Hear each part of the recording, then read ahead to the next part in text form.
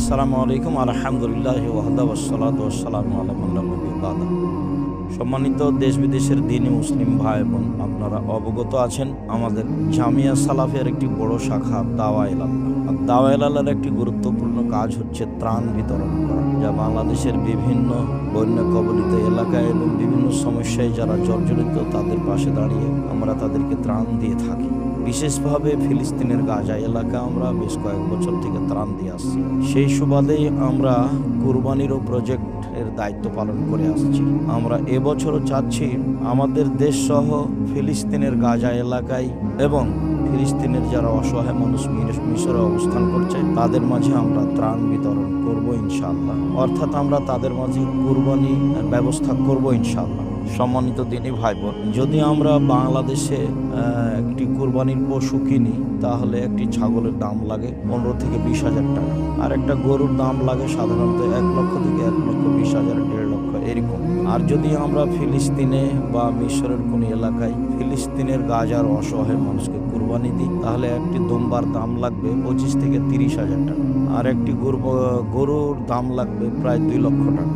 মর্মে আমরা আপনাদেরকে এই অসহায় মানুষের পাশে দাঁড়িয়ে কুরবানির যে একটি বড় নেকি সেটিতে অংশগ্রহণ করার জন্য আন্তরিকভাবে অনুরোধ জানাচ্ছি। আপনারা জানেন যুলহিজ্জা মাসের প্রথম দশক রমজান মাসের শেষ দশকের চেয়ে উত্তম। কেন উত্তম? রমজান মাসের শেষ দশকে রয়েছে লাইলাতুল কদর, একটি বড় ইবাদত, আর যুলহিজ্জার প্রথম দশকে রয়েছে 3টি। তার একটি বড় হচ্ছে কুরবানি, যেসব মাধ্যম দিয়ে আল্লাহ তাআলাকে খুব বেশি সন্তুষ্ট করা যায় তার একটি বড় মাধ্যম কুরবানি। আর রয়েছে আরাফার মাঠ এবং হজ। এই 3টে জিনিস বড় বড় থাকার কারণেই যুলহিজ্জা মাসের প্রথম দশক অতীব গুরুত্বপূর্ণ। রাসূল সাল্লাল্লাহু আলাইহি সাল্লাম বলেন, এই 10 দিনের ইবাদত আল্লাহ তাআলার কাছে সবচেয়ে বেশি প্রিয়। সাহাবীগণ বললেন, জিহাদের চেয়েও কি প্রিয়? তখন রাসূল সাল্লাল্লাহু আলাইহি সাল্লাম বললেন, হ্যাঁ, তবে যারা বাড়ি থেকে বের হয়ে গেছে নিজে অর্থ সম্পদ সহ আর ফিরে আসেনি তাদের বিষয়টি ভিন্ন।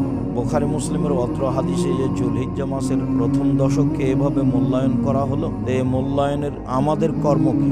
এই মূল্যায়নে আমাদের প্রথম কর্ম হচ্ছে কুরবানির ব্যবস্থা করা, নিজের জন্য করা এবং অসহায় মানুষের জন্য করা। রাসূল সাল্লাল্লাহু আলাইহি সাল্লাম নিজেও কুরবানির ব্যবস্থা করেছেন এবং মানুষের জন্য করেছেন। তিনি নিজ হাতে 100টি কুরবানির 63টি নিজ হাতে কুরবানি করেন, আর বাকিটি আলী রাদিয়াল্লাহু তাআলাকে কুরবানি করার জন্য বলেন এবং তার গোশত অসহায় মানুষের পাশে অসহায় মানুষের মাঝে বন্টন করার জন্য আদেশ করেন। মর্মে আমরা আপনাদেরকে আন্তরিকভাবে অনুরোধ জানাচ্ছি যে অবশ্যই জামিয়া সালাফিয়ার এই বড় প্রজেক্টে আপনারা অংশগ্রহণ করবেন এবং অসহায় মানুষ যেন কুরবানির গোশত খেতে পারে, তারা যেন কুরবানি দিতে পারে, আল্লাহকে সন্তুষ্ট করার জন্য অবশ্যই আপনারা এই পদক্ষেপ গ্রহণ করবেন। সম্মানিত দ্বীনি ভাই বোন, এই পদক্ষেপ গ্রহণ করার জন্য আপনাদের যে আগে থেকেই ত্রাণের অ্যাকাউন্ট নাম্বার রয়েছে সেটা আমি আপনাদেরকে আবারও জানাচ্ছি, 20503020436790 এটা হচ্ছে ত্রাণের অ্যাকাউন্ট নাম্বার। আপনার ত্রাণের অ্যাকাউন্ট নাম্বার ব্যবহার করুন পৃথিবীর বিভিন্ন প্রান্ত থেকে। সাথে সাথে বিকাশ নাম্বারে আপনারা যোগাযোগ করতে পারেন। বিকাশ নাম্বার যেটা সবসময় আমার হাতে থাকে 0177392525, এটা হলো বিকাশ নাম্বার। 017170889667, এটা হচ্ছে নগদ নাম্বার। এই দুটা নাম্বার আমার হাতে থাকে সবসময়। আপনারা এই কুরবানির প্রজেক্ট হাতে নিলে এই মোবাইল নাম্বারগুলি ব্যবহার করতে পারেন।